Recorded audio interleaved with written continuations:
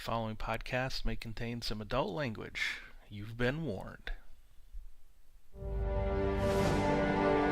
Those of you who got an invite, welcome to NerdProm.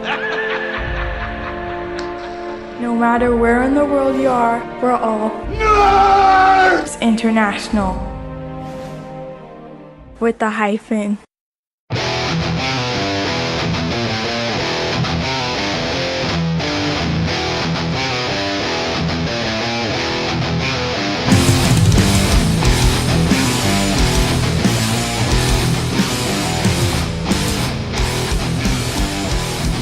Welcome to Finding the Narrative, a Genesys RPG podcast. This is a show dedicated to the Genesys role-playing system from Fantasy Flight Games. A show in which we, your hosts, discuss all things Genesys from both the players and a GM's perspective. I am Tony Fanning, and with me, as always, my good friend and co-host, Chris Holmes. How you doing, homie? I'm doing really good. I'm full because, yes, everybody, air fryer update. My daughter and I did some experimenting with 5 words: air-fried cream cheese wontons. Yep, I rolled a despair to start with because I used rice paper. Oops, mistake. I don't know if anybody's used rice paper on that, but it was a nice little, like, see-through, plasticky start. No, that didn't work. But then I went out and I got the wonton paper that I should have gotten before. And then let's just say I rolled a triumph with threat on my last group because I couldn't figure out what the difference. Because when you have to shake it halfway through, and I lost track of which ones were the crab rangoons and which ones were the bacon Asiago badass. I call them BA wontons for badass, or bacon Asiago cheese. Anyways, enough of that. How many of you out there have your Shadow of the Beanstalk book? I know I do. I know I do. I haven't been reading it, though, because the fucking Black Sails show I've been binge watching this weekend, you bastard. You can blame me for that. I turned you onto that, so yep. I know. The day before it came out. Damn it. You been reading it? I've been reading. Awesome. I've been not cover to cover. I did the whole blanket perusal. Now I'm reading the finer print here and there. Cool. It's a beautiful book. Yeah, it is. It's beautiful. The art is amazing. But I'm going to keep that. We have a review show coming in 2 weeks. We do have a review show in 2 weeks, but I just have to say, Cocktails and Dreams. That was the first thing I noticed. I'm like, that was great. I noticed it too. Am I reading this right? Is that? Yep. And Aruba, Jamaica. Somebody was a Tom Cruise fan. Somebody was. That was great. Maybe it was Tom Cruise. Maybe it was Tom. Oh, that's true. Tom Cruise. We've given him 50 pieces of awesome already. But yeah, no, it was great. I went up to I caught a call at like 9:30 in the morning that it had arrived in my friendly local game store. Sweet. And they had set it aside in my comic book pool. So all I had to do was just drive by there on the way home. And I'm like, halfway on the way home, I decided I was calling them. I'm like, did you get the adversary cards too? And they're like, uh-oh. You wanted some of those? I'm like, yeah. Oh, we only got 2 sets and we sold them both already. I'm like, argh! So they ordered me another set and they'll be in Tuesday. Sweet. So yeah, I got my adversary cards. They're kind of neat. They're kind of neat looking. Pretty cool. Yeah, I look forward to having them on Tuesday. Yeah. So yeah, if you guys out there doing face-to-face games, I can't say enough about the adversary cards. Just to have them in your back pocket with them, and even the Terrinoth cards too. Have those handy, especially if you're running an open world type campaign where you let the players kind of. I mean, it's so handy to just go, oh, I need a merchant. Okay, pull out a merchant, set it right down, and go. And if you've invested in the Star Wars adversary cards, have those handy too, because a black merchant. Exactly. You can have a black merchant. You can have bounty hunter. You can have bounty hunter in Android or even in Realms of Terrinoth. Who cares? You just when we come to that, when we come to that show topic, actually one of the adversaries that I throw at you guys quite often in Primordial Machina is nothing more than a retooled stormtrooper, the Iron Praetorians. Nice. Yeah, they're nothing more than retooled stormtroopers. Cool. That's awesome. That's awesome. So yeah, that's the news. Shadow of the Beanstalk. It's out. Get it. Read it. Came out February 7th. I know. A whole month before I predicted. Yeah, what the heck happened, man? It's just all of a sudden we got two articles, and then all of a sudden somebody's saying, they're telling us pre-orders are shipping already.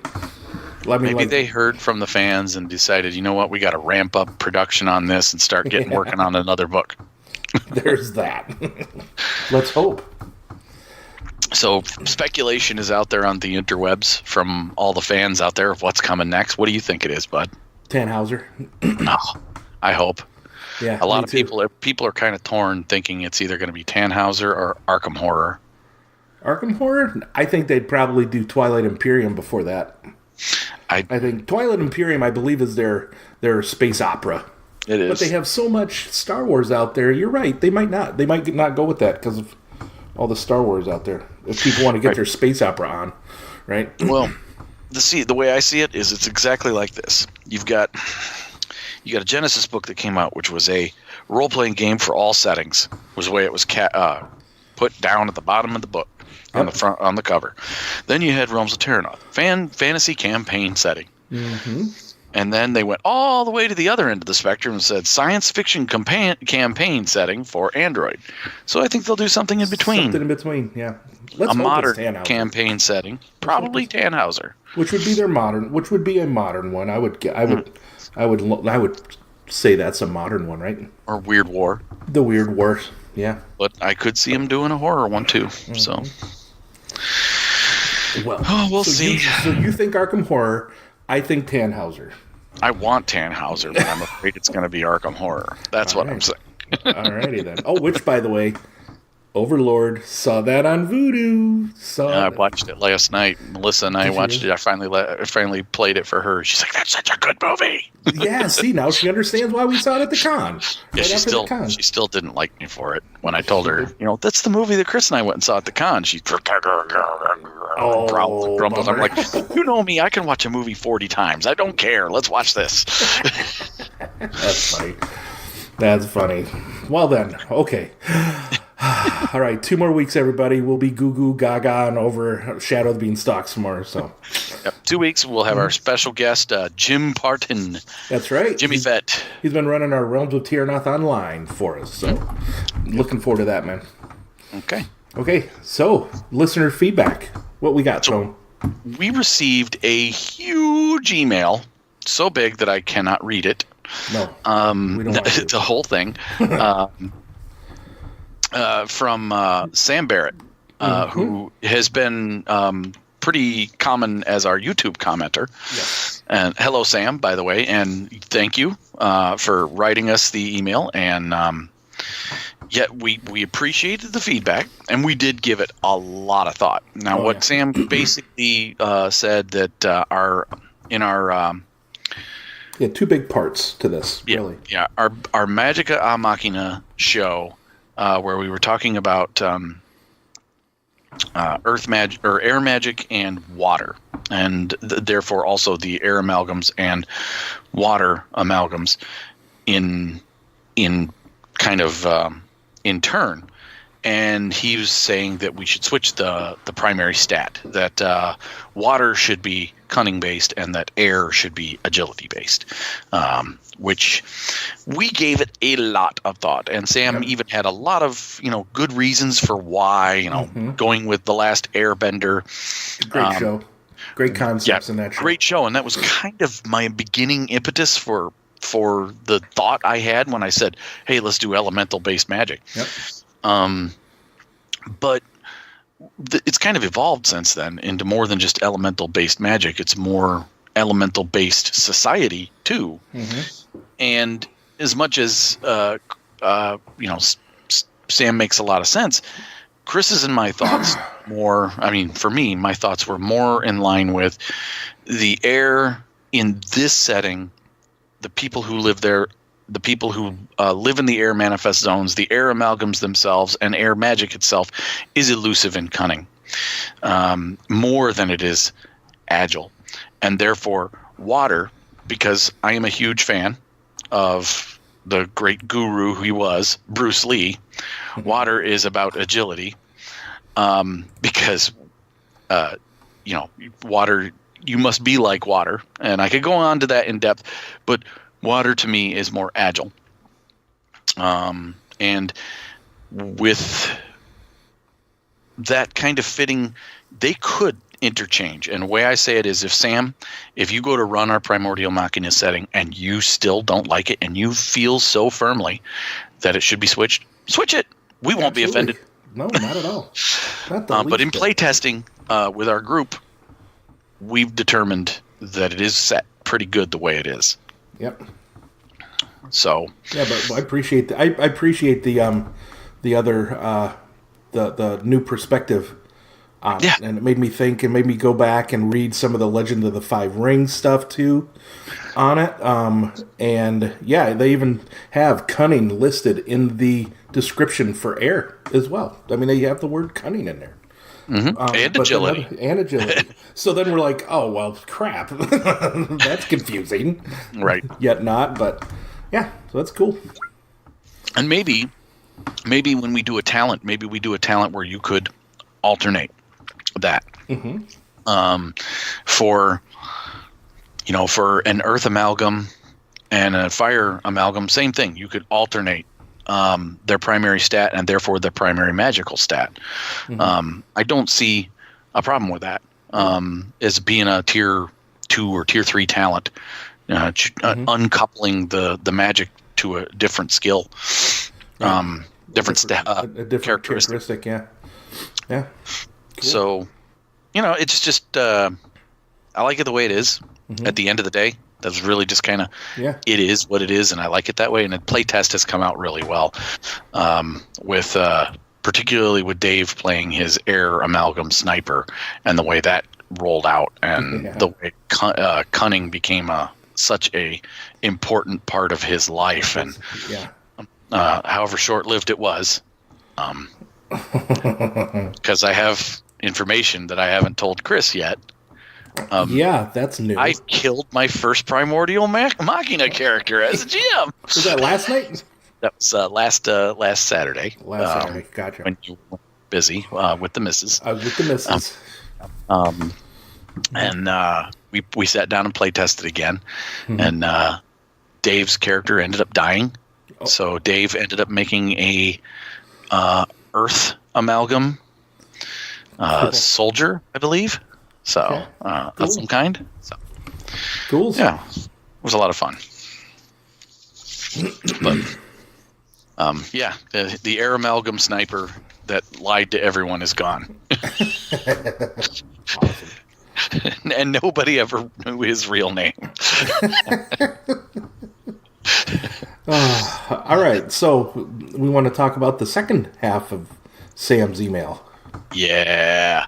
Yeah, he has he gave us a suggestion for a race for Primordial Machina, called the Riftborn.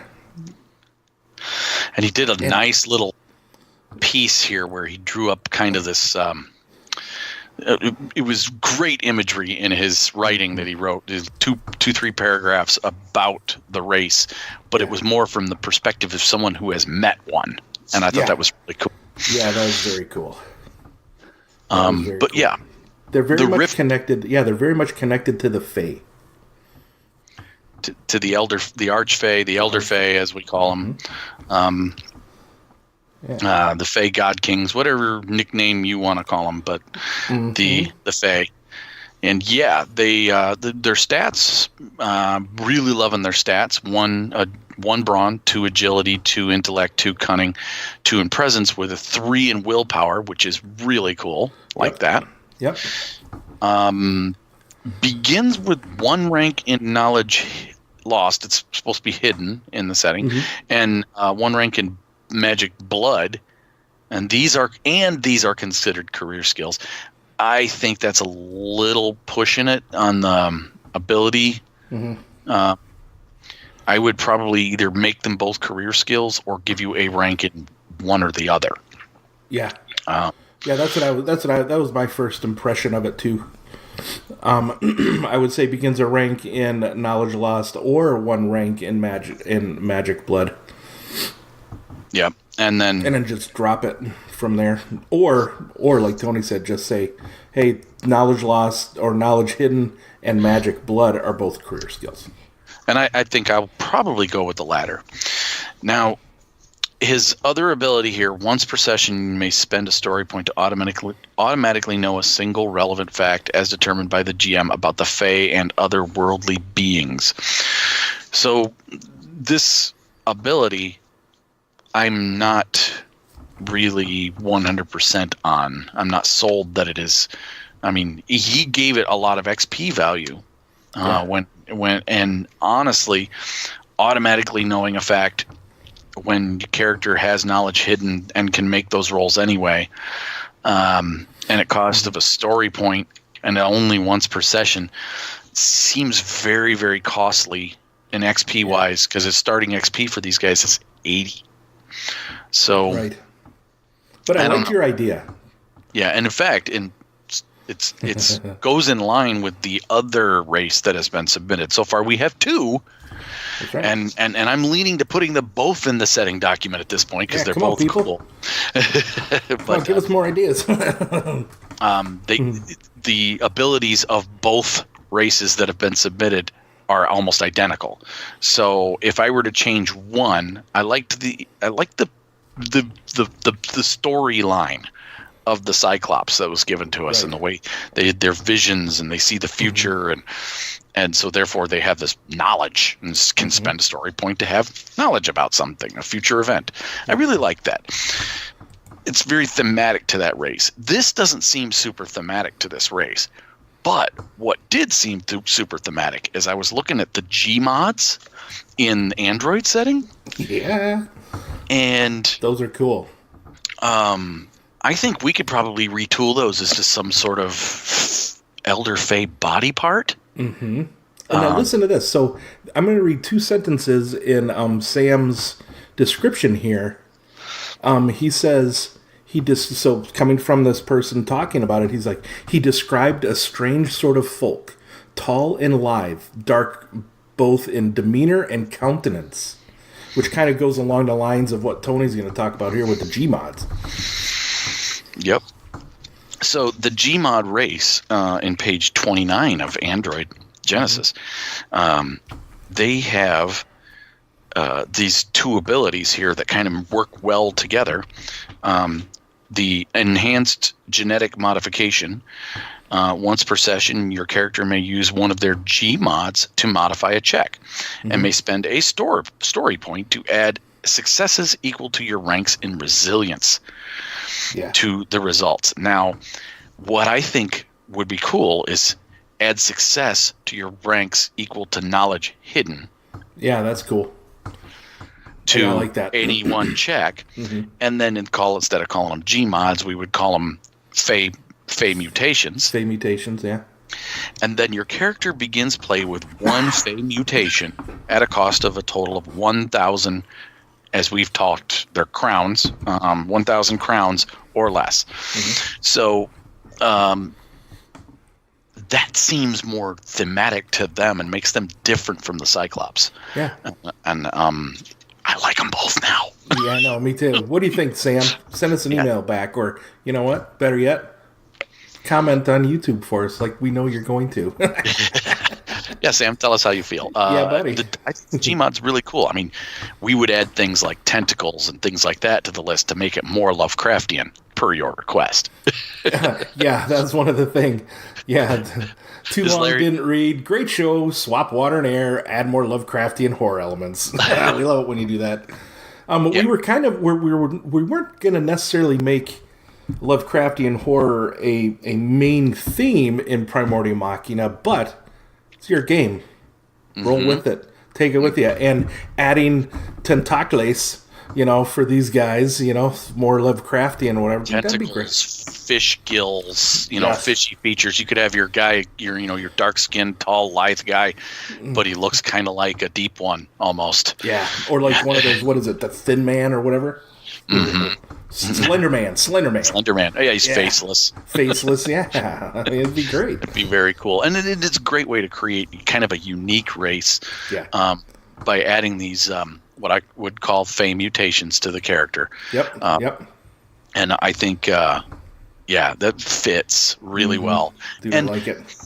There's nothing that says when you run Primordial Machina, Sam and anyone else, if you want to add more horror elements to it, they're there. They're just, Chris and I seem to, when we play it and play test it, and our group, they are going way more towards the high adventure side. Yeah. So, but it's all there. It's all the kitchen sink setting. So exactly. That's right. So on that note, that was pretty much it for the feedback. Yes, it was. So let's want to move on to I've got this 50 pieces of awesome that I want to give away. Okay, because I've been watching. They're burning a hole in my pocket. I've been watching this show, Black Sails, with 50 pieces of 8, and Anyways, let's go.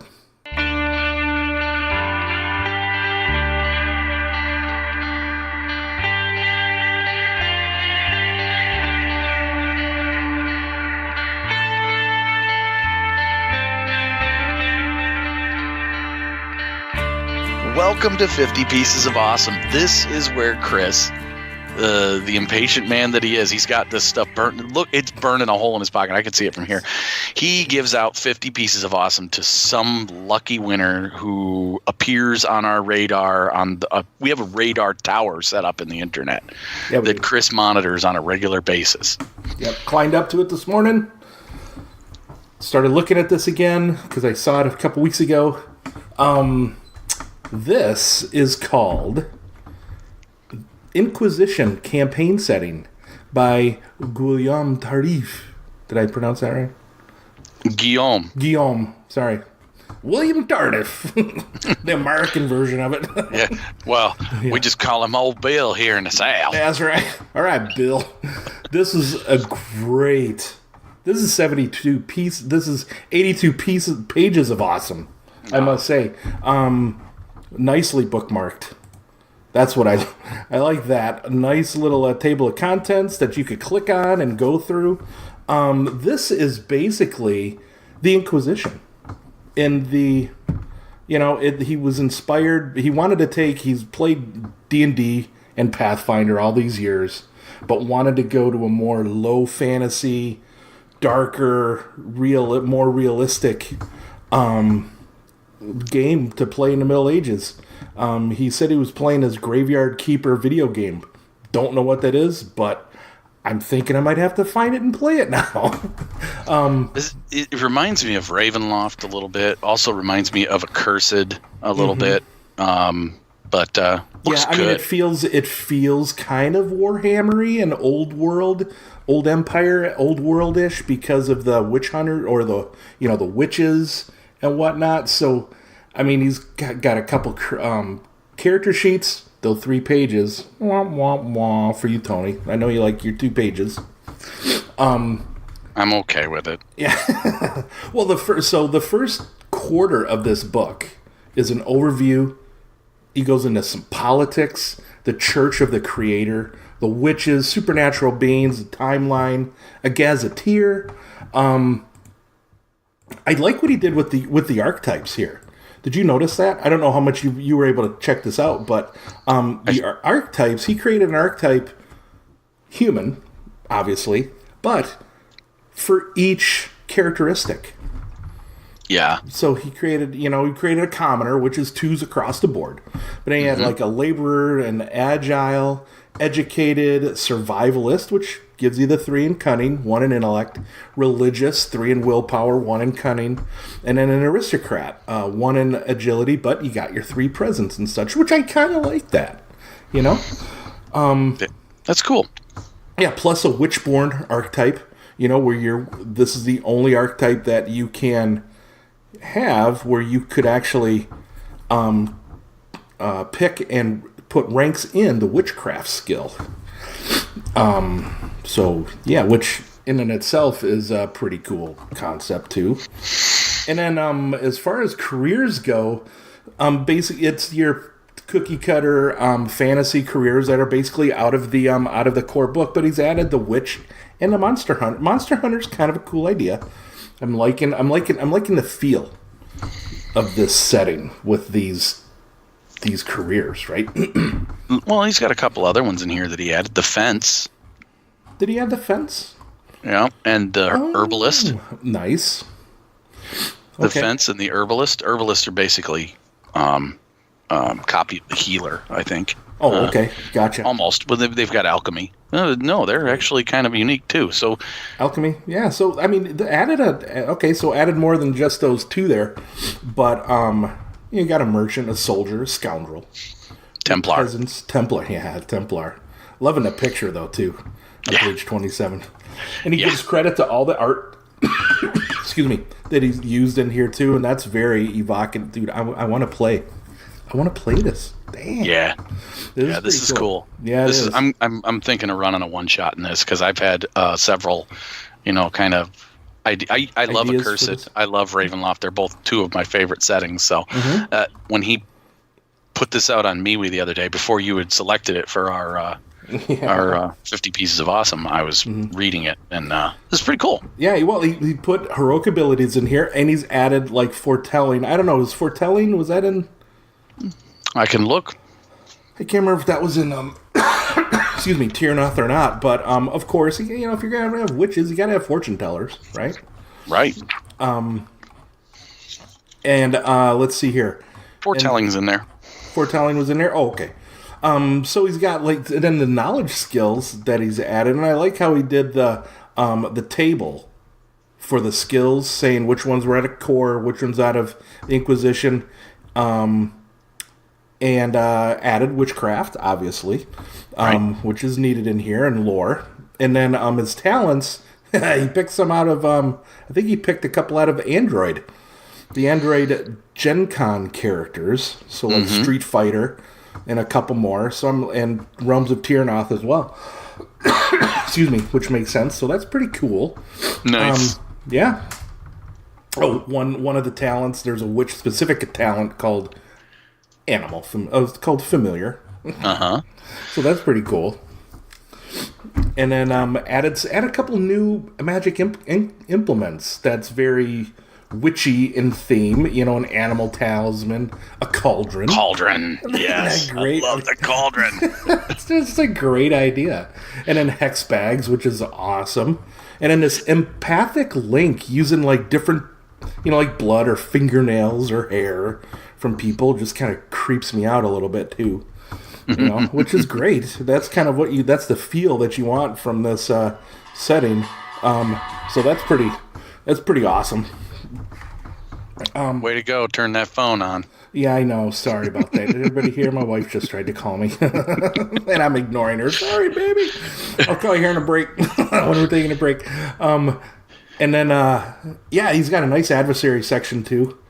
And one of the nice things that he put in here to make me want to go back and look for more stuff is he listed some upcoming content. He's not sure when it's going to be, but some stuff like adventure modules, more adversaries, kingdom building.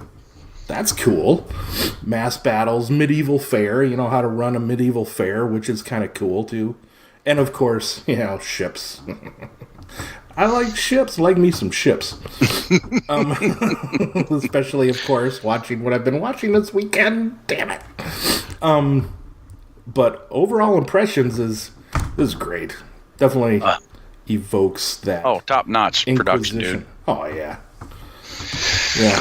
What do you got? What do you think, Tony? Anything else you want to add to that? I know that was a lot that I threw out there, but yeah, dude, I'm wishing we had more than 50 pieces of awesome to give away. This is pretty damn good, isn't it? Though.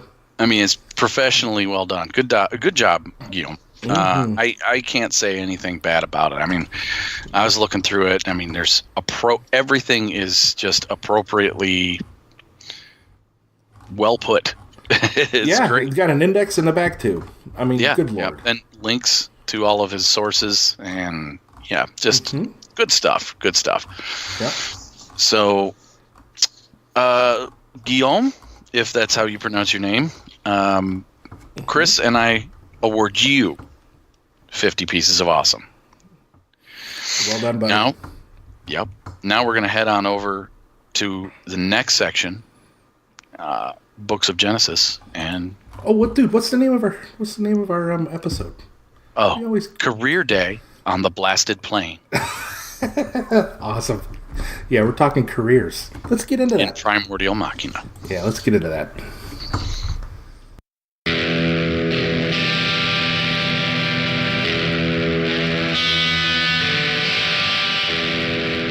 All right, everybody, welcome back to the Books of Genesis. I've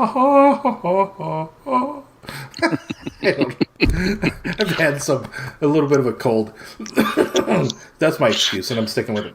Okay, so if you want to open up your core rulebook to page 40, and if you have the PDF, page 41, we're going to start talking about careers, what creates... like what the different elements for a career, and then we'll talk about careers in Primordial Machina. So, I guess to start with, Tony, I had added some things to the notes here about what are the different... I added this one, the different elements of a career. Well, the briefest, you have your narrative description. Mm-hmm. A small paragraph, maybe two, three sentences, I would say. Skill list. 8 skills. 8 skills, or, as some people have done in their own settings, you can do 6 and 2, where you have 6 and then 2 open ones that the players can take from a list, or do 4 and 4. Yeah. Really, it's up to you what you prefer. I like the idea of having 8 set skills. Right. Because then you can really go to town with writing talents that open up extra career skills for you. Yeah, that's true. That's true. And then in the core rulebook, they have like suggesting, either they have suggestions, hey, this career should be used in a fantasy setting or whatever, or they mention if you're using like a melee skill, maybe you might want to move it to melee light or melee heavy if you're in a more fantasy setting where you're using a lot of different types of melee weapons or stuff too. And then what we've also seen, and they did it in Terrinoth, is a gear list. They do it in Android as well. And they do it in Android too? Oh, yeah. Well, see, I didn't get that far. Oh, good. I'm glad I did that. Yeah, that's cool. What else have we seen? I couldn't think of anything else that we had seen that people did in careers. Like, I don't know. Just all that beginning stuff. Your beginning gear list. Your there was one. I can't think of it. And now that I'm thinking about it, it was actually the archetypes. He had alternate abilities for archetypes, or expanded way to spend XP in your character creation for your archetypes. I think that was in Salvage, wasn't it? Yeah. And you could pick, there's like a list of 4, and you could pick one of them if you wanted to. Spend like 10 or 5 XP, and you can get something. That was on the archetypes too. Yeah, that was what I was thinking. But, a description of... It doesn't have to be huge. 1 paragraph or so of what they do and who they are. In the setting. And when you're doing a specific setting like we're doing, you don't have to have, this is, what settings is this good for? It's good for this setting. Yeah, exactly. It's setting appropriate for this setting. And so put in context, a brief description of your, what it is in your setting that you're doing, that particular career does. Yeah. And I would start, the core rulebook has a really nice... How many do they have here? 1, 2, 3, 4, 5, 6, 7, 8 generic, what do they call them? Role-based careers. And then they have another 1, 2, 3, 4, 5, 6, 7, 8 like setting specific careers, everything from a starship captain to a priest to a mad scientist. Pick what you want from here as a start. I would say, I mean, you'd probably get 80% there, and then you'll probably want to pick a couple more that make it makes them yours. Like this is a list for my setting, right? Mm-hmm. Yeah. So yeah. Let's get into, since it's career day in the Blasted Plains. What is the first career in that we decided to do in Primordial Machina? What one was it? Let's see here. Where the heck is my list, dude? I don't have my list. I don't have my list. Where's my list? It saddens me. It does. It really does. I need to look for my list. Sorry, Tony. It's so good. The first one is Artificer. Oh, that's right. Begins with an A. Yep. The Artificer's skills begin with coercion, mechanics, medicine, operating, skullduggery, knowledge science, artifice, and ranged heavy. Artificer is a mad scientist, kind of modified. They are your creators of mixing magic, alchemy, and technology all into one. That's the brief description. Yeah. You find your list yet? No, I have not. It's in the setting notes it's for Primordial Machina. It is in our Google Drive. We haven't updated that. Darn it! I didn't download it. All right, I got it up. I got it. Oh yeah. Okay, now I see them. I'm sorry. It's all right, brother. It's a good thing we're not recording today or anything. No, hang on. Am I recording? Yeah, okay. I do have we are recording. We're 6 minutes into the segment. Yeah, we're recording. I know. Anyways. You know what? I have 2 words for you. Black sails. This got me all flustered. Darn junkie. Yes. Okay. What's next? The next one is the Elementalist. See, I found my list. And this one actually has 4 sub-careers, if you want to think of it that way, because you pick your element, either air, fire, earth, or water. And then what you'll do is you will pick your magic skill associated with it. So for air, fire, earth, or water. And then we also have coercion, discipline, leadership, skullduggery, stealth, vigilance, and knowledge elemental. Yeah, I'm with it today. I can tell. Yeah, I know. So these guys are your, I mean, we were seeing these guys they're kind of like your they're kind of larger than life in a way, right? See them kind of be leaders, and I don't know. That's kind of what I was kind of seeing that for my character too, but others as well, because they're just so different in the world, right? Right. Yeah. Now, we could have done a different career for each elementalist, but when it boiled down to it, they were all very similar, and so it just made sense to have it one career, but you got to choose your magic.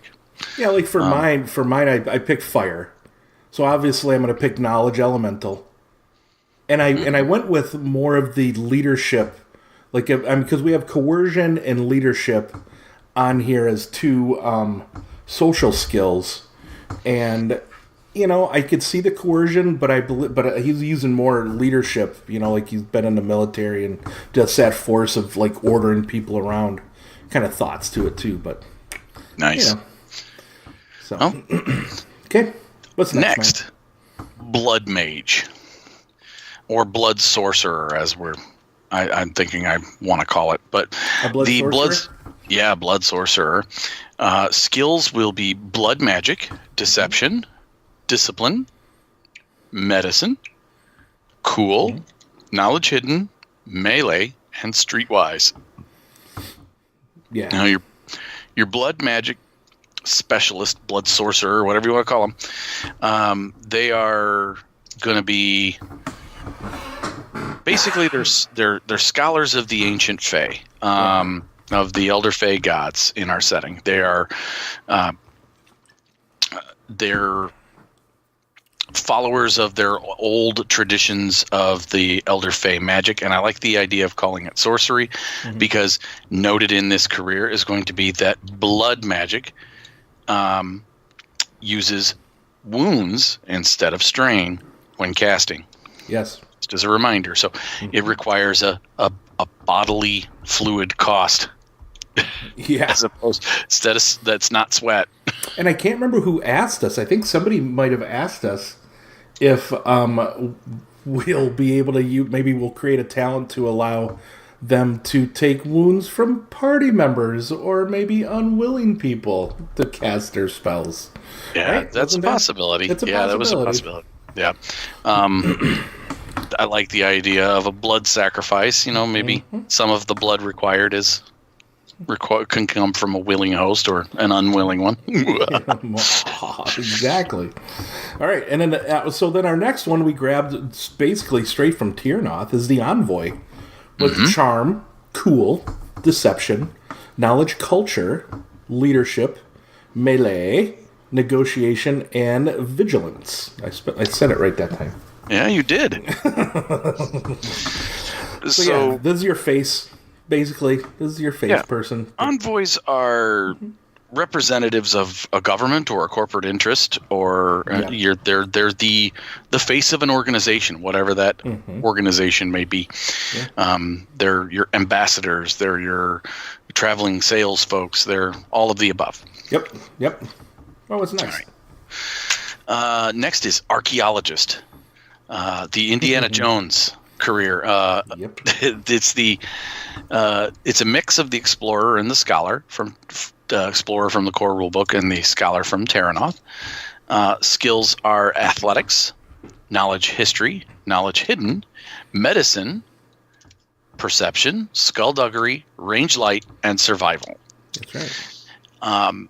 So the archaeologist is someone who studies the long dead cultures from before, whether that be the slave cultures of the slave races that have survived the Holocaust, or the ones that are long dead, or the cultures of the culture of the Fae gods themselves, whichever.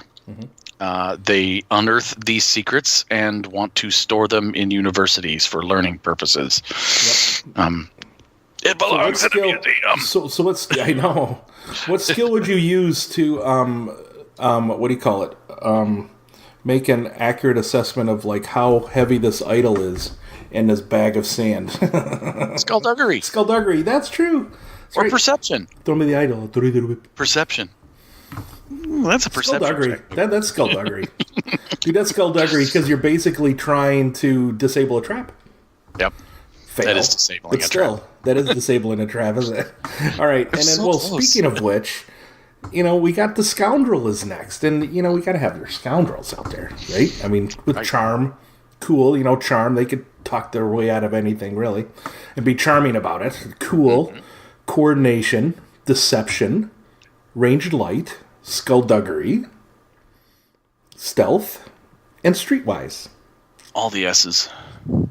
All of the S's. You might not want to go with agility for this guy. No, just kidding.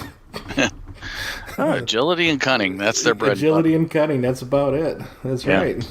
But your scoundrel, that's your whether it's your face type thief focused on charm and coordination, or whether it's your cunning knife fighter that likes to throw knives, the Jarlaxle type, or it's your standard thief who sneaks around and hides and disables traps and knows everybody in the underworld. That's your scoundrel. That's right.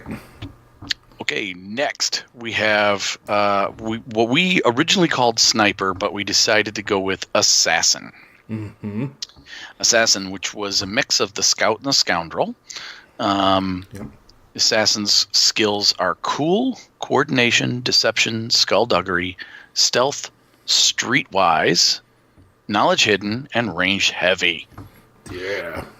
So a lot of the same skills as the Scoundrel, but it's trading up that little gun or little knife throwing talent for that big long rifle, and the knowledge hidden for those ancient killing techniques and poisons and things like that. Oh yeah. And then next we have our soldier, which is everything. Somebody who just specializes in combat in all aspects of that. Athletics, brawl, coercion, melee, perception, ranged heavy, survival, and vigilance. For that, Nice. This is your typical warrior, class. Yep. There. If you were the warrior in charge of keeping security on the deck of an airship, or a former mercenary, these are things that this is your career. Yeah, and we could have very easily called this mercenary soldier or mercenary too. Yep. Give it a different name to give it flavor, and we may even change some of these names to give them a setting specific flavor. Right. That we like the envoy. We might, if we come up with something better, or if you guys come up with something better, suggest it. Yeah. We're pretty happy with the archaeologist and the scoundrel, but soldier. I'm not 100% sold on soldier now. I'm liking mercenary. That gives it. If you have a soldier as a career in a setting versus where do I get my fighting from a mercenary? Right away, you got a lot of hired guns. It's very much that kind of a society where in soldier, it's an organized militia, organized feels military, like he's part of a standing army. Standing army, those kinds of things, which, anyways. All right. Next we have Paladin, which I'm happy with that name. Me too. As per the Knight, it represents several orders amongst our group, our setting, including the primary order, which is the Triad of Synchrony, the Templar of that order. It's basically like the Knight in the core rulebook. It's athletics, discipline, gunnery, leaderships. Leaderships, not one, but all the leaderships. All the leaderships, yeah. Melee, resilience, pilot machina, and vigilance. Yeah, dude. I like it. And speaking of pilot machina, we have the machina pilot. Oh. So this is as the fighter pilot, where they have cool driving, gunnery, mechanics to keep their machina going, perception, pilot machina. They're not going to be flying, F-18s or anything like that, but going to be piloting around their machinas. Range light and vigilance. Yep. So this is kind of this is one of our setting specific, stamp on, hey, this is what makes our setting. This is a machina in Primordial Machina. Correctamundo. What's next? Airship captain. Oh, yeah. Our other one. Yeah, that's another one that's specific. I mean, it just immediately gives you that high-flying adventure type. Yeah, airship captain. Yep. Discipline, gunnery, knowledge, culture, leadership, mechanics, operating, range light, and perception. Yeah. These are the leaders on board ships, but they can be the leader in any group and lead groups of soldiers on. They're just a former airship captain. Right. The Malcolm Reynolds of the world, so to speak. Yeah, basically. And, I'm thinking it's up to you all, if you're going to be playing in this setting, whether to have your airship captain start with that airship. That's totally up to you all. We might or might not put something like that in here. I think we probably will, but I don't know. We just haven't quite got that far on it, but that's something that you all can... What do you guys think? Should airship captains start with their own airship? Anyways, let's go with the next thing. would be a mechanic. And because of those machinas out there and these airships, you're going to want a mechanic that knows their stuff. So they have athletics, brawl, discipline, mechanics, negotiation, to negotiate for those parts and the jobs that they want to do, I would think. Perception, resilience, and streetwise. Streetwise for getting those black market goods to fix their machinas or the airships or whatnot. So. Yep. Mm-hmm. And our last career that we have, we could have called it bounty hunter. We could have called it gun for hire, but we chose gunslinger. Yeah. It's kind of wanted that Wild West feel. Mm-hmm. That you, or even that post-apocalyptic feel of having that man wandering the wastelands as a gun for hire, the gunslinger. Oh, yeah. Athletics, coercion, deception, perception, stealth, vigilance, brawl, and range light. Yep. He is everything that you would think about a gunslinger. The only thing I would have added to the skill list, but I just couldn't wheel it in there anywhere, would be cool, because they're just cool. But yeah, I mean, I could see cool instead of maybe deception. I would probably replace deception with cool. Maybe athletics. You might not need athletics. You know what I mean? Yeah, tough one. Yeah, but these are by no means finished, completed. We're close. I think we have a couple of tweaks, and maybe even brawl, even maybe even one more career or two that we have that we're just forgetting right at this moment. Sure. But this is our list. That gives us 2, 4, 6, 8, 10, 13 careers. Yep. For our setting. Plus, I mean, with the Elementalists, you effectively get 4, but it's really 1. Yeah. It's essentially 16 careers. Yeah. But, yeah, it looks pretty good. Cool. I like it. Yeah, me too. So that's how you do careers. They're pretty fast, pretty easy.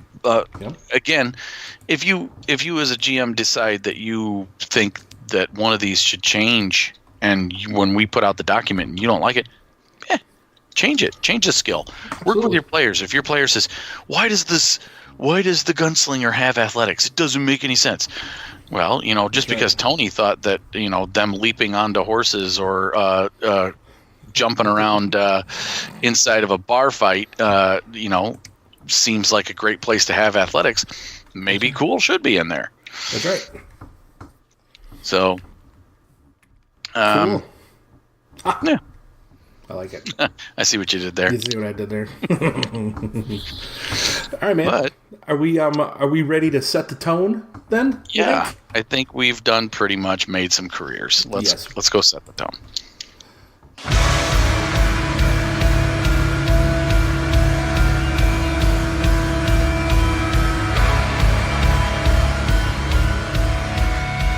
All right, everybody. Welcome back. We're going to be setting the tone with some Realms of Terrinoth tonight. And we're going to be talking about the origin of the elves. And you know what? I must say, and I know I said this on our review show of this, dude, I'm liking these stained glass window pictures in this book. That's right. They always depict something cool. Mm-hmm. So we're on pages 26 through halfway through page 29 in the Realms of Terrinoth book. Yep. And this gives us the origins of the elves, so according to legend. And again, it's from the point of view of a scholar at the Greyhaven University, which I still think is amazing. Yeah, and you know what? This picture basically says it all. This stained glass picture basically says it all. Mm-hmm. The origin. His head is being thrown back like, why, woman, would you want to do that? Why do I have to ask these guys? So what I'm talking about here is the Lord Emeriel and Lady Latariana, the mother and father to the elves. Oh my gosh, I might just let you talk. I think I broke Tony. Yeah, Oh my God. I don't think I've ever broke Tony on the air before. Yeah, so between them, they're, the mutter and the fodder to the elves. Tony's and it doesn't say whether there's some confusion as to whether they were just the first of the most prominent elves, right, but there were many, or whether they were the actually first ones created by the first. Yep. It doesn't really matter. They ended up being the king and queen of the elves, and they were known as... he was known as the Lord Protector of Light, and she the Lady Protectress of Air. Right. And I like the little note here from the scholar. I don't know why you would need to protect light and air. I know. I love those little things. That's funny. But they themselves, it doesn't say whether they're the progenitors of the elven people, but it is a given that they were in a relationship and they had many children. Most likely, the elves themselves were created by the first, and these two ended up being the most prominent among them, and therefore the leaders of the elven people. Right. And then things started getting a little bit where she wanted, like the lady, she wanted to covet more than her existence. That was there after the turned and time had passed. She wanted more out of her existence. So she asked her husband, go ask the firsts to give us more. And I love their answer to this. And she told Emorial of her heart's fervent desire, a crown of dreams and life, which I think is really cool. It says here, the scholars that ponder over why she became so avaricious, but consensus suggests that a shadowy spirit of the infernal plane was tempting her with secret murmurs. Yes. And so her husband went forth to the first. He gathered his armies, marched them, he went on his own first. He traveled to the furthest edge of creation, and called for the first to relinquish control of the realm. And the first did not so much as even deign to respond, leaving him humiliated and wrathful. Then he gathers his armies. Then he marched to the gate with all of his elves and her at his side. And they wanted to pass. They asked the first, "Can we pass through your halls?" And they said, "Sure. Why don't you? Come on in." Little did they know, they were basically tricked into crossing into the Ainlong. Yeah, basically the primordial plane, if you want to call it that. Primordial. Got it on the brain. The primordial plane, if you will, the world of Terrinoth. They ended up in these woods. And they ended up there. The Aimheelan Forest. Whose eaves reach into the lands of Terrinoth on their northernmost. They're actually the southern border of Terrinoth. Yep. The Aimheelan Forest. They made it. They thought to the realm of the first. They beseeched the first to allow them to pass through the gate into their realm. The first said, "Yeah, sure. Why not? Come on, keep walking. Keep walking. Oh no, it's another day that way." No. Keep going another day. We'll keep walking another day. And they kept on going. Yeah, lo and behold, they find themselves staring at the end of it all. At the end of their journey, they're looking at all these trees. They find themselves staring into the eyes of a freaking dragon. Yep, Earthright. Earthright Manara. Actually. Yes. They had dared. I love this. Emorial had dared to think that their mutiny had succeeded, and their dominion over the 4 spheres of the Empyrean realm had been won. Then he spied the architect of the glade, the great winged serpent, Earthright Manara. Majestic dragon, is said to have held Emorial's cold gaze with its implacable one, and is passed the judgments of the first down upon his rebellious elves. I love that. Yeah. That was great.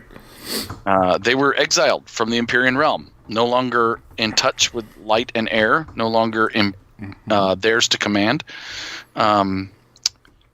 They would no longer receive sustenance from time and space itself. They would now have to seek sustenance and food and water. All of that. Lastly, they were now imprisoned upon the mortal plane, which the elves now realized as they emerged that they had emerged into on their march. Mm-hmm. Then the realization dawned upon Amoriel that for their desire, the elves would be bound to the object that was both their destination and their damnation, a crowning realm of light, of air, of earth, of life, and of dreams. So, world. Oh, you want light and life and dreams? Here you go. Yep. Brought you to this world. We granted your wish. Man, the firsts are like dick DMs, man. That's great, aren't they? They give you what you want. That's right. But only in the most strictest terms. Yep.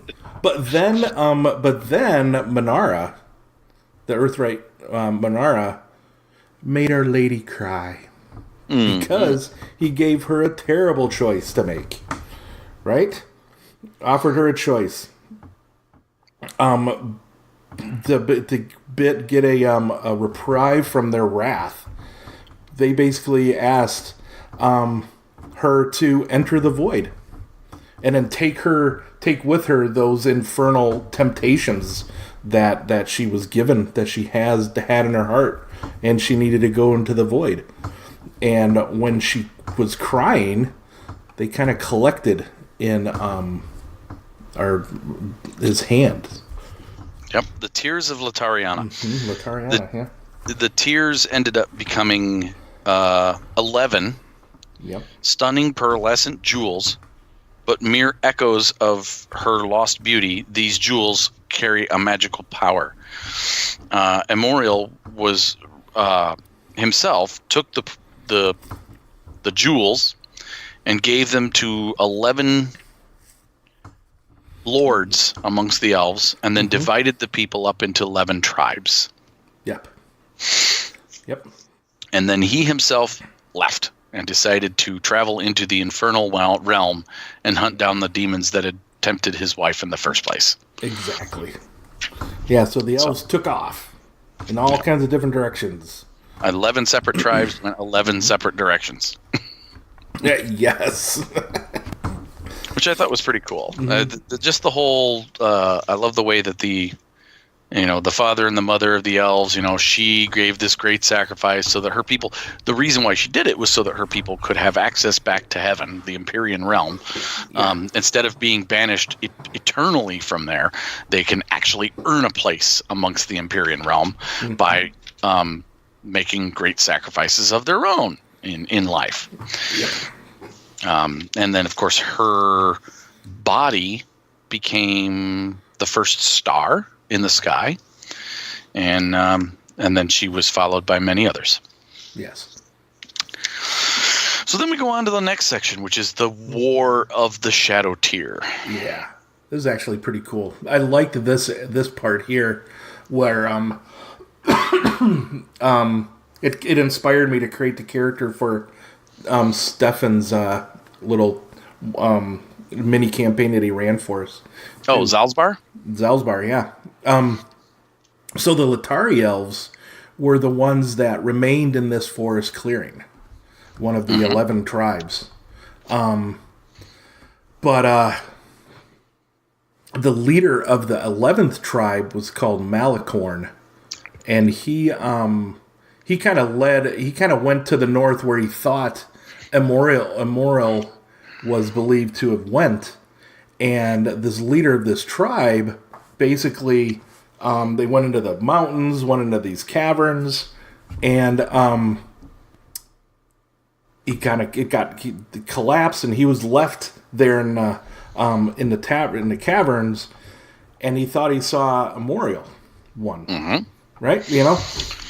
But it is firmly believed by many of the scholars that it was not Immorial himself that he was influenced by, but a cunning demon that took the shape of the King Immorial, which I thought was really cool. I thought so too. And then he had returned, and it was like... And it had corrupted his tear that he carried. As the leader of the Malkari tribe, he carried one of the 11 tears. Yes. And this demon and this power from the infernal realm had corrupted his tear, and it became the shadow tear. Yeah.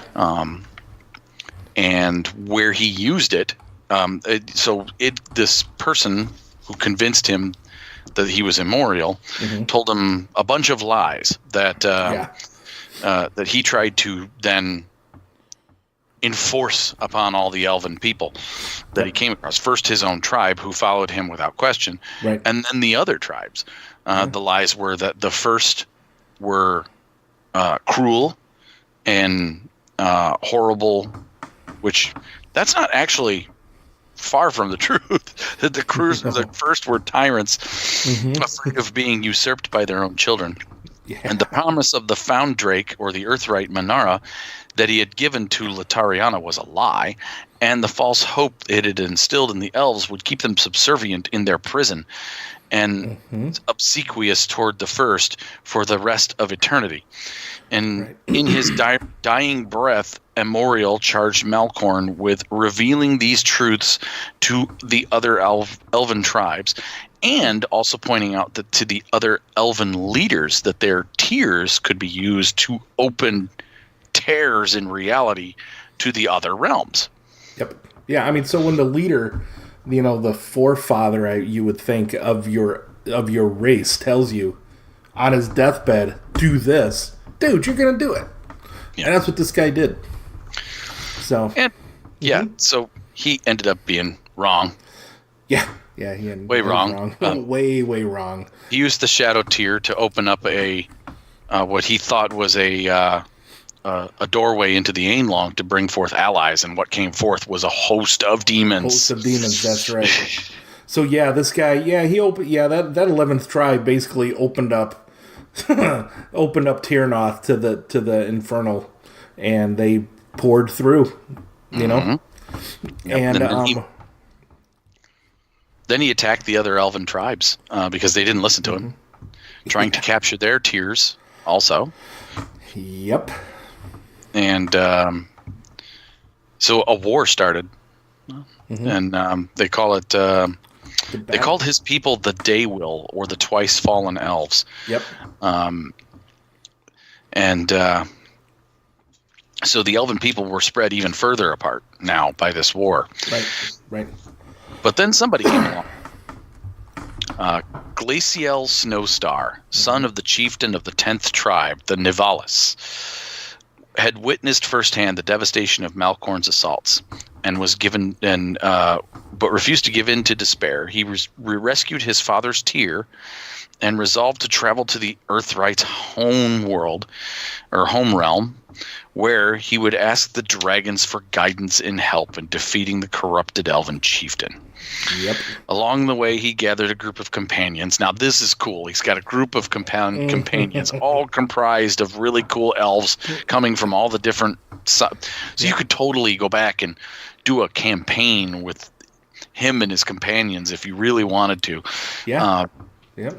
Stat them out and play them and their quest to go find the Earthrights. Yeah. And there's the extent of his adventures and exploits of his companions have made their way into countless stories, or countless lays that are still sung in the verdant settlements of Amelin. So these are ancient elven songs that are sung by many still. Right. So we visited the dragons. Yeah, he did, and said, "Come help, please." And they're like, They said, "All right, but at a price." That's right. He refused to. Basically, price. He refused to leave. Yeah. Did they ever go into what that was? No, that comes in later. Okay. Yeah. Much later in the book. Gotcha. Yeah. But so yes. then their combined forces struck down the Dark Elven Lord, and what I did with what really captured me for my character was these elves. They called the deep elves. Mm-hmm. They kind of they are the ones amongst the Daywell who decided to turn from him after he was slain. Yes. Yep. And they're like, no, really, we're good. We didn't know that happened. And you know what we're going to do? We are going to pledge ourselves to destroy all Infernal that are on this plane. We're going to get rid of it. That's all. That's what we're going to do.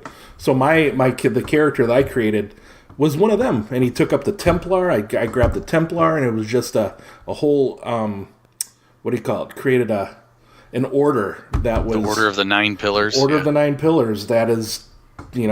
centers around this, getting rid of these the Infernal and stuff. So it's pretty cool. We could if only we remembered that there were 11 elven tribes, and you could have said Order of the 11 Pillars. Yeah, I could have, Tony. But I didn't want to make it. But it's not. But it wasn't really an elven order. Yeah, I know. I'm just sticking with you. And I was playing on the whole threes. Right. Multiples of threes kind of thing. So, oh yeah, yeah. So in these nuggets of backgrounds and stuff, you can. I was inspired by this story to create a character because of this story. So so even as players, you should read these little snippets, or just listen to Chris and I talk about them because we'll tell you cool stuff. Yeah, we will. Even if you don't think it's cool, we think it's cool. Yeah, and then then we go. You got the troubled rise of the younger races, and that is a story for another time. Yes, it is. All right, man. What's next? We got this little thing we do called Advantageous Threats.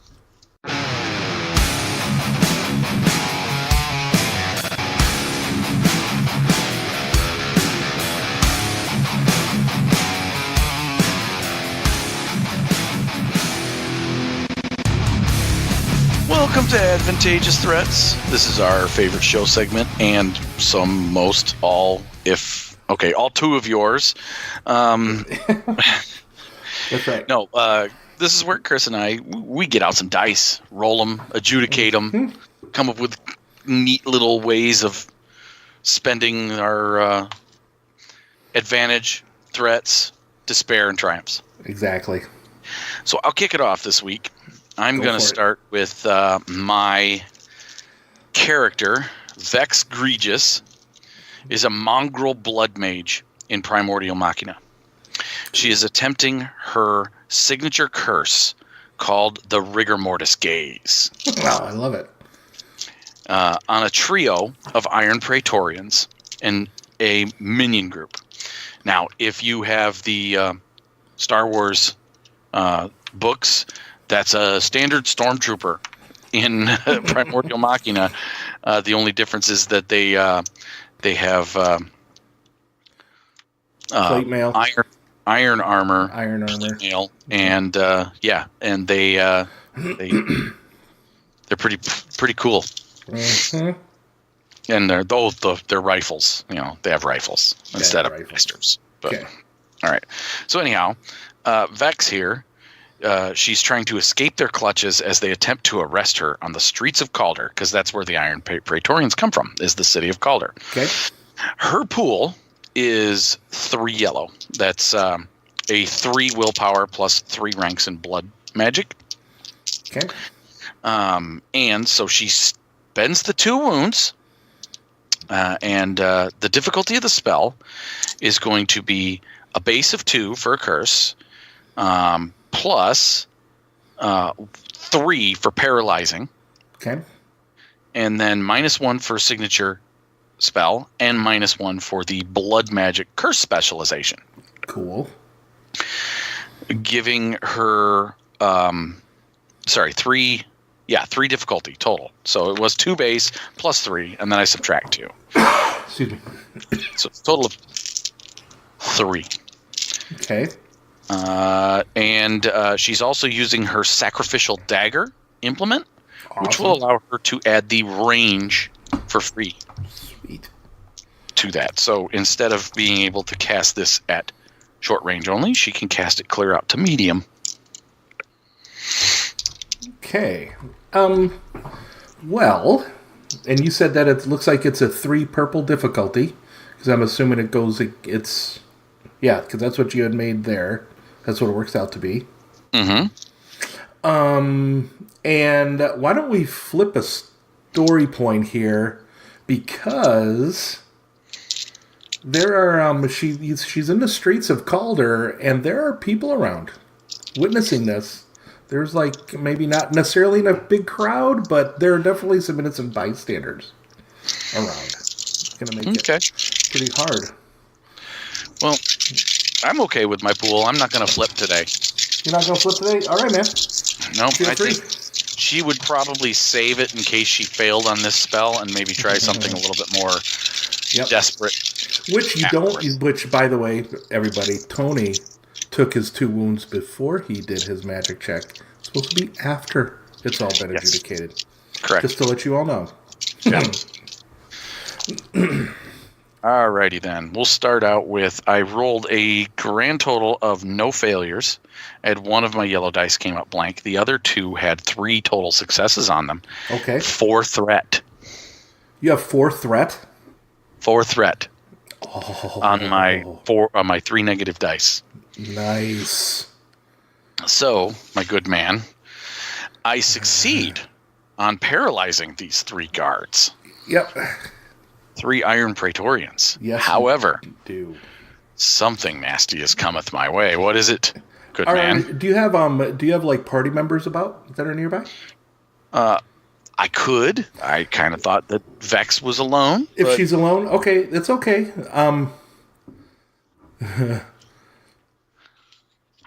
Let's see here. We'll say that. So I'm trying to go with maybe it's more powerful than what she realized. Actually, no. Let's do this. Let's do. We're gonna spend all 4 and say this 2 and say this rigor mortis gaze doesn't start until the start of the next round. So these guys are still gonna get a chance to attack you. But you didn't quite pull in the magic you needed to, and it kind of delays it. Okay. So the start of your next turn, it'll kick off. How about that? That's fine. That's really only worth 2. That's worth 2, but I'd like you to take another 2 wounds. There you go. All right. So as I'm running and I slice my hand with the sacrificial dagger, I kind of hit it into it. Stone, and it goes right through my hand. Nice. Yeah, dude. There we go. Cool. All right. Okay. So 4 wounds to cast a spell. It does work, but it's delayed because I'm screaming in pain from casting at the end of the spell. Yep. Very nice. Run, Vex, run. All right. Well, my character. Vex would just probably next turn let loose her bestial nature and start running faster. GTFO, huh? She's a mongrel. Well, yeah, that's right. That's right. All right. Well, my character Zszree. What? Yep. In a Android Realms of Terrinoth online game. Wish I'd be able to play one of those. Oh, wait, I have played it 3 times already. Yeah. He's trying to hack past. By the way, we forgot to tell folks. Let me call an audible here. Sure. We forgot to tell folks. 2 weeks ago, we did a recording. We tried to do a recording of another session of our Realms of Terrinoth Online. Unfortunately, our wonderful GM had some technical difficulties and was only able to get the audio from the players. He did not get his audio. So you can't hear anything the GM had to say throughout the entire first hour and a half of the entire adventure. Yeah. So we had to end up scrapping that audio, and so the next one there will be probably a synopsis given to what happened before he runs the next one for us. But just so you know, we tried. We did. We tried.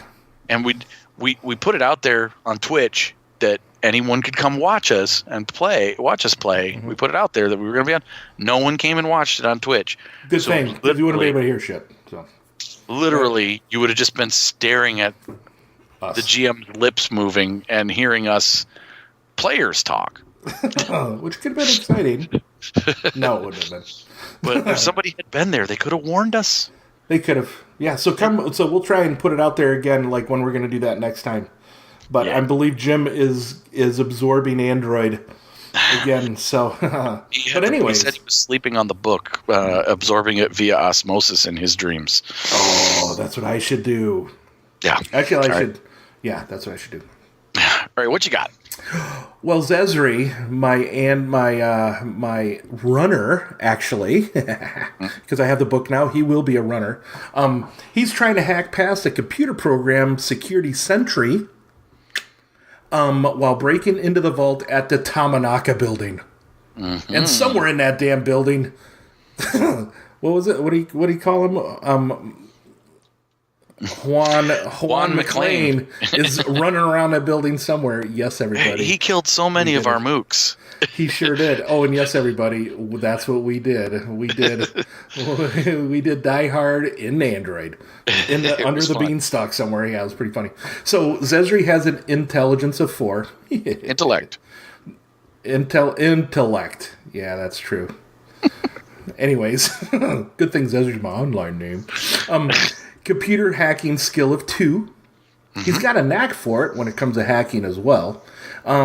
Since this is a level 3 security sentry program, he's going to be overriding it with an average computer's check, and he'll need 3 successes because of its strength. So in the hacking rules, I grabbed the hacking rules out of the core rulebook for this to do that. So... but because it is in a higher security level of the vault, it's going to be automatically upgraded. So this check is going to be 2 yellow. I'll grab those. 2 green. A red. And a purple. That's what my check is going to be right now. All right. So you said Juan McLean is out there. He is currently just 1 floor above. Ooh. Fighting with Tony 357. Yeah, he is. And Maite. Yeah. And there's like explosions and gunfire, and so there's distraction.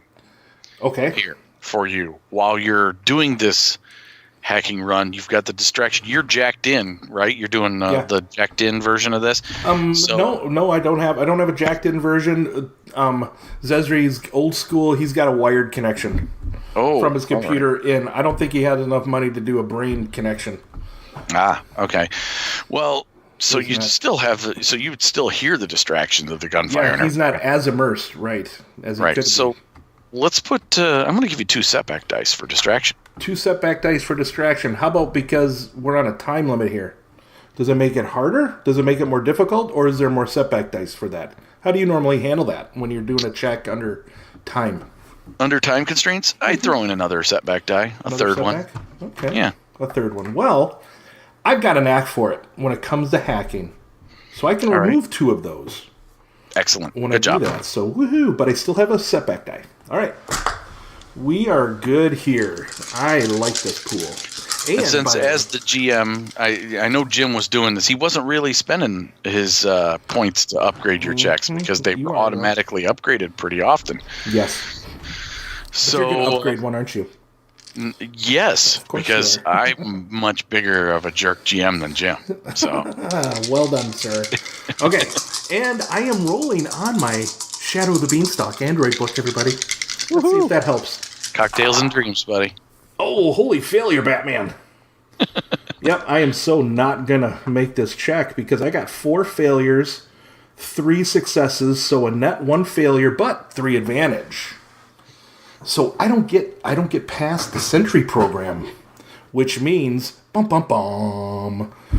believe that means the sysops will be able to make a check and know somebody's in the system. No. Unless you want to spend your 3 advantage to say, you know what, I covered my tracks.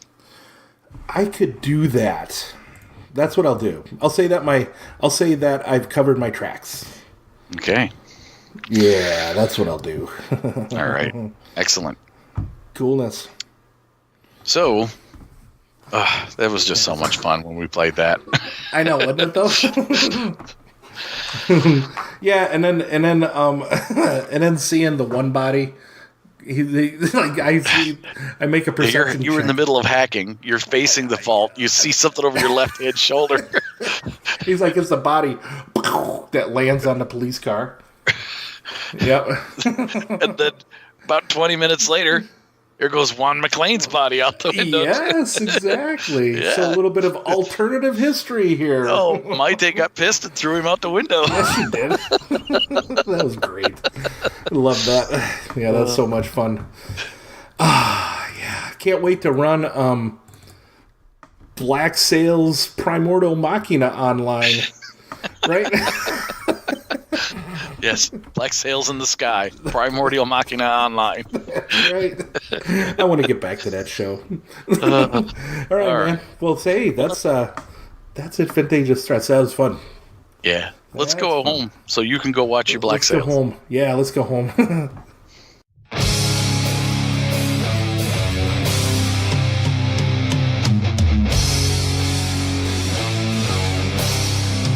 All right, everybody. Well, that's it for our show today.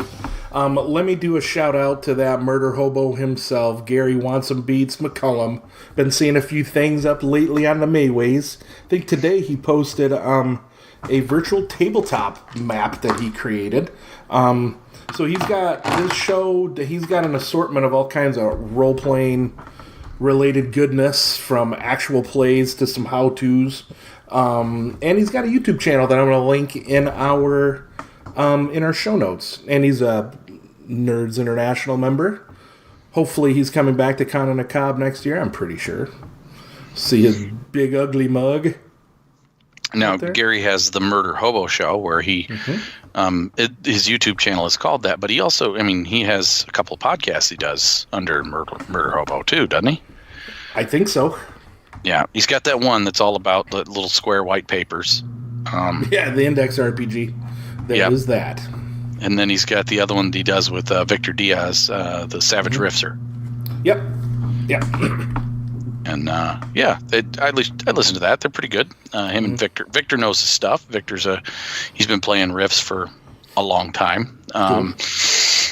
And Gary kind of like Gary's always the one asking the questions, Victor answering the questions. But they have a lot of fun with their back and forth. And they're currently trying to. I think their latest episode was about introducing or changing Savage Riffs over to Suede edition, the Savage the new Adventure edition. Adventure edition. Oh, cool.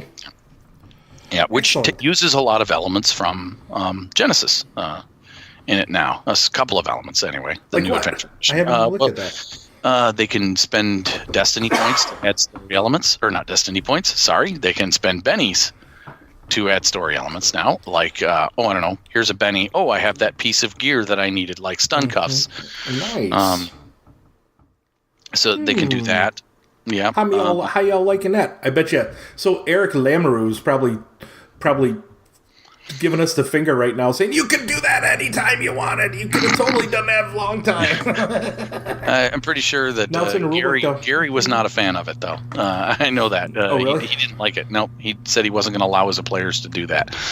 Aww. I know. What else? 'Cause I haven't read that stuff. I haven't read that yet. There was a couple other elements. I can't really get into all of them, but there was a couple other elements, the things that were incorporated from a Genesis style game. Oh, I know what the other one was in their magic system. Now how they use PowerPoints for their magic. Yep. Now their magic, they can modify it on the fly, not by increasing the difficulty, but by spending more PowerPoints. You were always able to do that, though. But no, you can really modify them now. You can add more things to the spell, increasing their range, or adding more bolts to a bolt spell by spending PowerPoints and things like that. It's much more freeform, their magic power section. Yeah, because I always thought that you could do something like that, or they codified it. Maybe they opened up the codifying of that now. Then they made did. it a little more open. It wasn't just specific to each individual power had like specific things you could. Now there's some that you can just do generic, where you matter. can aim at more targets. Oh, I see. Like, Well, for that's instance, cool. like boost. Okay, you know, it used to be you could only boost one target. Yep. Now, by spending a few extra power points, you could boost your whole party. Oh, nice. Well, that's And cool. it's all one action. Yeah, nice. So, anyhow, that's just from what I heard over when they were talking about it on the Wild Die. But cool. yeah, and like I said, Victor and Gary have talked about how that can work in Rifts also, Savage Rifts. So on the Murder Robo Show. Nice. All right. Well, keep it up, guys. Good stuff. And so those guys are over on the MeWe's with us at the Nerds International. We're also there. We have our own page for Finding the Narrative. Come join us there. There are also a couple of Genesis-related RPG boards, too, groups. Yep, and also on Facebook. There's Genesis core setting. There's Terrinoth one, and now an Android Shadow of the Beanstalk group over there. I belong to all of those, but there's also Finding the Narrative on Facebook. You can get a hold of me there. I will screenshot it, send it to Chris, who's not on Facebook. And you can email us at findingthenarrativepodcast@gmail.com. Okay. All one word.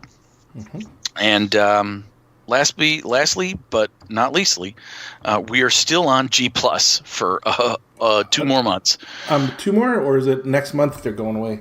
I think they said April, beginning of April. Okay. Maybe it's beginning of March. I can't remember, but it's soon. I haven't looked at it over there, though.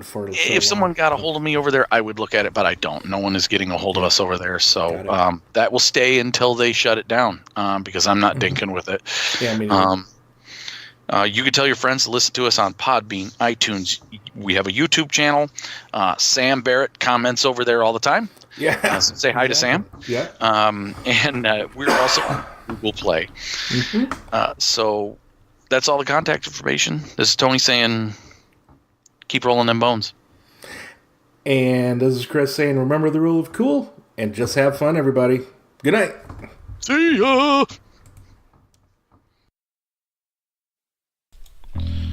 Finding the Narrative, a Genesis RPG podcast, is not affiliated with or endorsed by any companies mentioned in this show. Any of the products mentioned on our show or appear on our website are the property and copyright of their respected owners. All items are used under fair use and educational and review purposes. All other items are the intellectual property of Finding the Narrative, a Genesis RPG podcast. Copyright 2019, all rights reserved.